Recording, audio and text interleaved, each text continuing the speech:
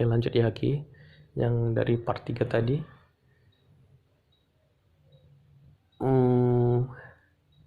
Tadi kan ada yang sampai survei. Oke. Jadi yang di lapangan kerja itu ya kayak gitu. Dari yang gambar, terus yang bagian pertanahan, surveyor. Yang gambar itu biasanya itu dia eh, desain interior, eksterior, terus AutoCAD 2 dimensi, AutoCAD 3 dimensi, SketchUp itu biasanya bagian 3D sih, sama hampir sama kayak bagian ini sih, AutoCAD 3 dimensi itu 3D. Terus gue tuh paling seneng ya sebenarnya yang bagian desain interior, karena gue sempat belajar itu agak dalam di bagian desain interior. Di desain interior itu kita itu diajarin kayak sebenarnya kita itu bisa ngelihat karakter seseorang atau karakter keluarga gitu ya di bagian ruang tamunya. Itu waktu itu kalau nggak salah dosen gue bilang kayak gitu ya, karena rata-rata orang ingin terlihat menarik itu di bagian ruang tamu, karena kan biasanya kan tamu kan di apa namanya di apa ya bahasanya ya, dijamah di ruang tamu gitu kan. Jadi kelihatan tuh karakter dari orang yang dari orang yang punya rumah maksudnya. Terus apalagi ya, kalau anak-anaknya gampang sih, tinggal ngeliat kamarnya aja. Entah kalau misalnya kita ngelihat kamarnya rapi, bersih, terus clean gitu, jadi kelihatannya itu tertata rapi, jadi kita tahu nih karakter anak tersebut itu seperti apa. Terus apalagi ya, bagian penataan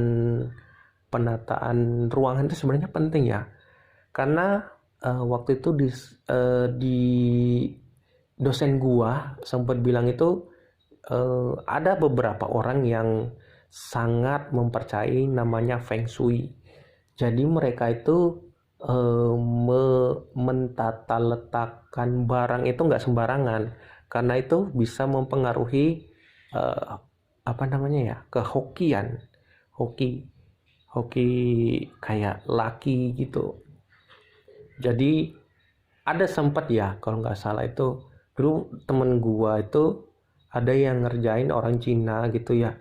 Orang Cinanya itu ribet banget, dan itu pakainya Feng Shui gitu kan ya. Masa pintu yang kita udah buat, dan ini masalahnya ini udah dibuat ya, udah benar-benar ini desainnya kayak gini. Nah pas pembuatannya dia malah nggak mau hasilnya kayak gitu. Kan aneh banget kayaknya, harusnya pas desain itu baru dia komen gitu. Ini masalahnya udah dibuat, jadi yang menghadap awalnya itu kalau nggak salah menghadap ke selatan, terus pintunya itu dimiringin kalau nggak salah 15 apa 20 derajat gitu. Jadi yang jadinya ini dari tampak atas ya, yang jadinya gini terus dia jadinya gini, menurut dia akan mendatangkan banyak hoki menurut ownernya gitu. Jadi kan dari kitanya mau nggak mau ya harus nurut, karena yang punya duit ya ownernya itu. Terus apa lagi ya, iya, penata letak ruang itu sebenarnya efisien apa penting ya, karena dosen gue tuh ngajarin jangan sampai ada ruang kosong atau ruang yang nggak berguna di dalam rumah, karena jatuhnya itu apa ya dulu itu ya bilangnya void atau blank, itu bakal bakal kayak sia-sia gitu, kayak nggak ada gunanya. Ya benar sih. Terus ada sempat ya teman gue bilang, lah Pak kalau misalnya ada lorong kayak gitu gimana ya, berarti kan tetap berguna kan walaupun itu blank. Masalahnya maksud blank itu kayak apa namanya ya, misalnya ada gudang, ada kamar, ada tempat tidur atau segala macam, kan bisa apa namanya, ada lorong bagian samping rumah tuh kalau misalnya udah gede, ada apa ya, lahan kosong lah misalnya buat buat jalan doang. Nah itu sebenarnya nggak boleh. Dibilangin dosen gue bilangnya kayak gitu, usahakan seefisien mungkin, mungkin bisa buat jadi tempat cahaya atau tempat jemur atau apapun itu, yang penting jangan jangan blank, jangan void gitu ya. Kalau secara logika sih bener ya, maksudnya kita seefisien mungkin kita mendesain supaya semuanya itu maksimal, ada gunanya gitu. Terus apalagi ya, eh, oh iya, bagian dapur. Jadi dapur, kamar mandi, sama apa ya, apa sih namanya bagian wastafel ini, bagian cuci piring gitu. Jadi dia buatnya kayaknya kalau nggak salah triangle gitu, buatnya kayak segitiga gitu, harus sinkron. Intinya itu nggak boleh jauh, nggak boleh jauh. Tapi waktu itu juga ada studi kasus itu kalau nggak salah, eh, biasanya orang Cina sih. Waktu itu bilangnya gini, kan nggak boleh ya, kan kalau dapur itu kan elemennya api, sedangkan kamar mandi atau wastafel itu elemennya air. Kalau misalnya ketemu itu nggak bakal cocok. Terus apalah segala macam gitu, intinya nggak bakal bagus. Tapi kalau dalam segi teknik, di dunia teknik itu malah justru harus apa namanya, nyambung, karena kan habis dari masak nih otomatis nyucinya jangan jauh-jauh dong supaya nggak capek.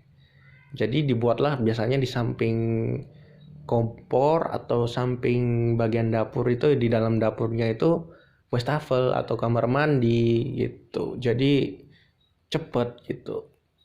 Kenapa adanya kamar mandi kan karena saling berhubungan, apa namanya, bagian wastafel sama kamar mandinya. Jadi saluran airnya itu sinkron, nggak apa namanya ya, nggak banyak pipa yang dibuat gitu.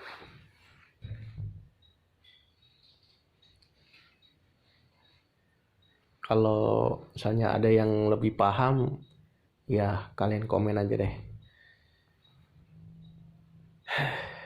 Apalagi ya, eh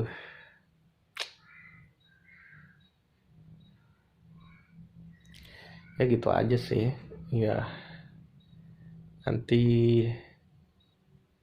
gue sebenarnya pengen ke sana, pengen ke Pabelan, cuman belum sempet. Lu sekarang lumayan jauh ya, Sukoharjo Pabelan itu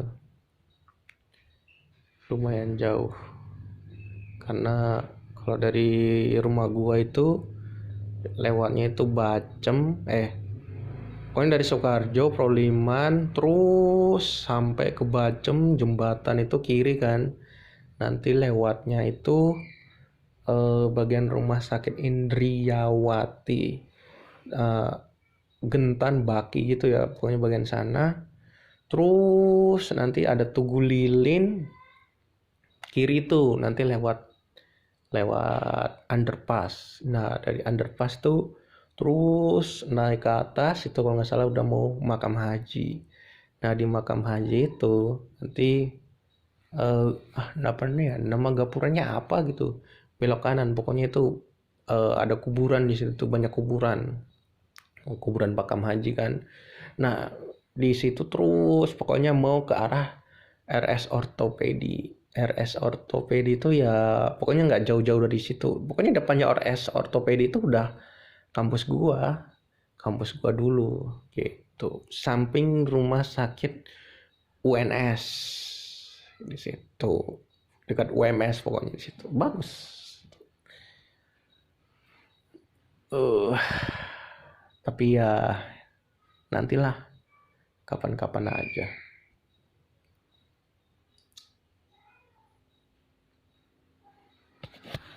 Thank you. Eh, apalagi ya, jangan lupa subscribe, komen sama like. Thanks.